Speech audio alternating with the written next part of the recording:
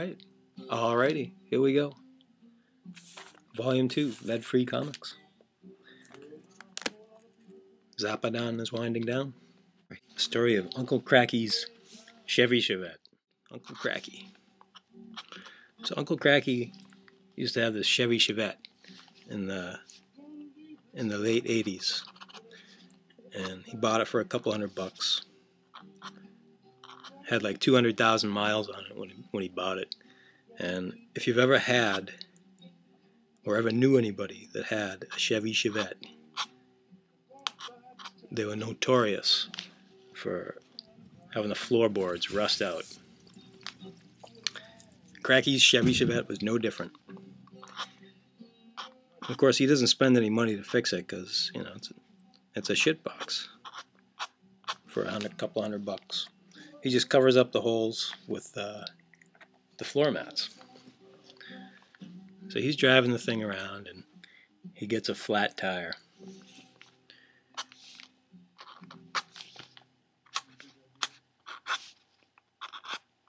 And it had one of those little mini spares.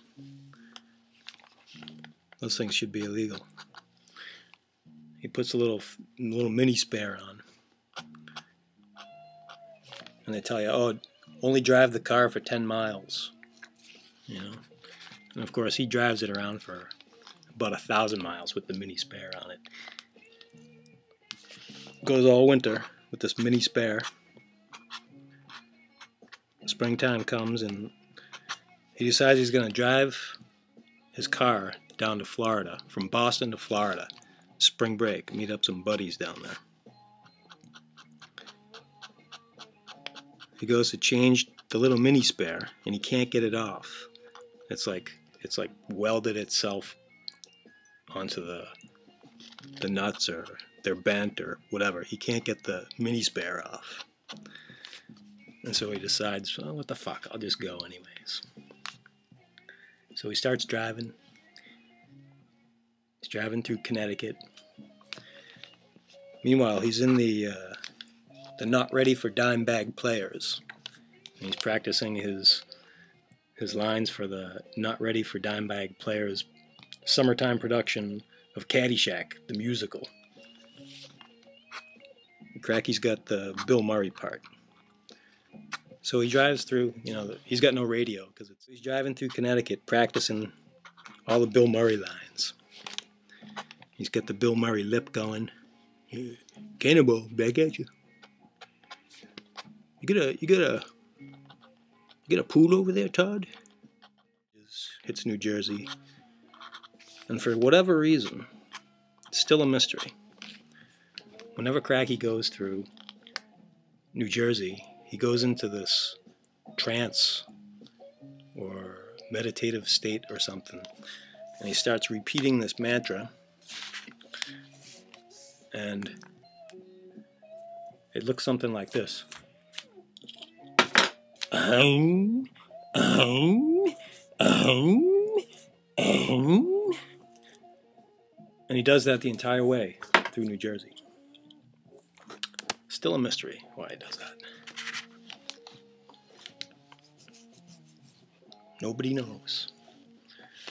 If you've ever read The Fan Man, it's kind of like he's doing the Uncle Skulky.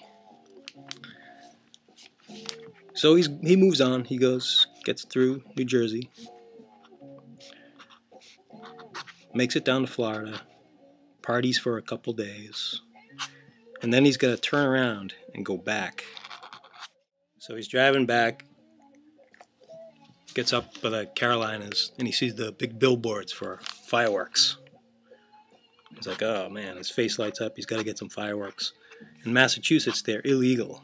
You know, the only place you can get them is some guy buying them from some guy named Vinny out of the trunk of his car in East Boston, or some old Chinese guy in Haymarket. And here in the Carolinas, they get them like, go to the Walmart for fireworks, big warehouses. So he goes in and buys a couple of big paper trash bags full of everything. Bottle rockets, screaming Mimis, Roman candles. The fireworks in the front seat, he belts them in, because the back seat is full of dirty laundry and empty beer cans. It's like living out of his car. He gets to New Jersey, he goes back into his Jersey Turnpike trance.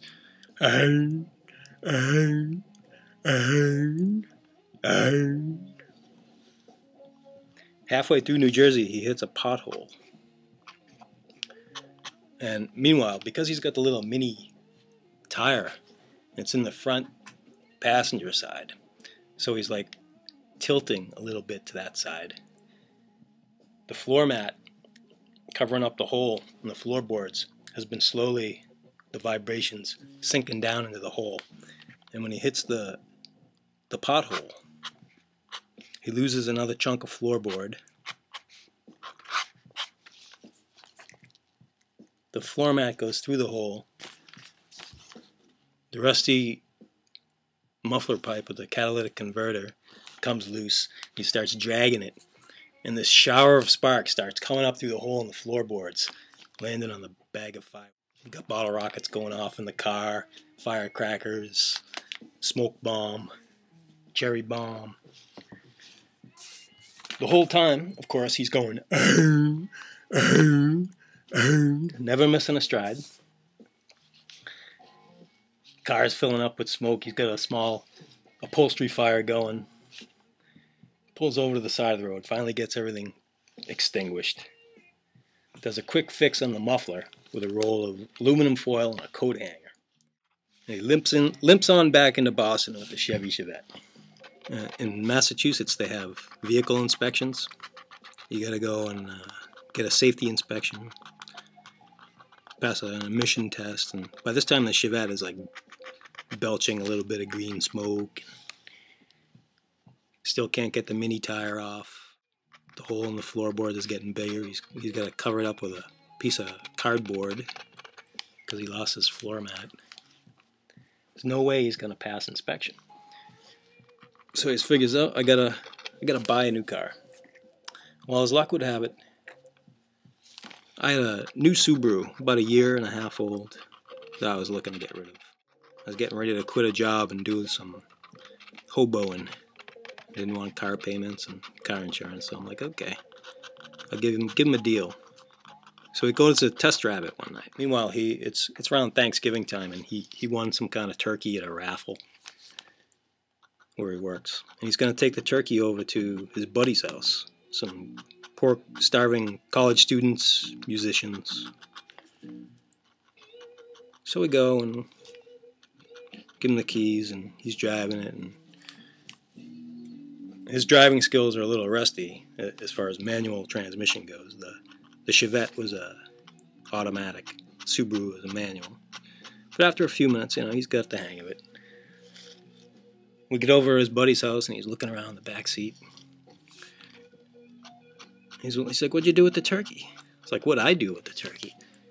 I never touched it. You had it. What'd you do with it? Well, he put it on the roof when he was opening the door and thought I was going to put it away or something. So we drove away with this turkey on the roof of the car. It's like, shit, man. So we turn around, we start retracing our steps, looking for it. It's dark out. A few miles away, we spot it. It's lying on the side of the road, up against the curb. He gets out and he's like, he's brushing the gravel off. It's got serious road rash. He's like, they'll never know. Poor starving college students. You give them a good turkey dinner, they ain't gonna complain. I'm like, oh, man, that's a serious violation of the 10-second rule. So later on, they're eating turkey. His buddy grabs a drumstick and takes a big chomp out of it, almost cracks a tooth. Pulls this rock out. He's like, what the hell is that? And Cracky picks it up and looks at it. And his lip falls into the default Bill Murray Caddyshack position. He says, sorry fellas, I guess I should have warned you about the buckshot.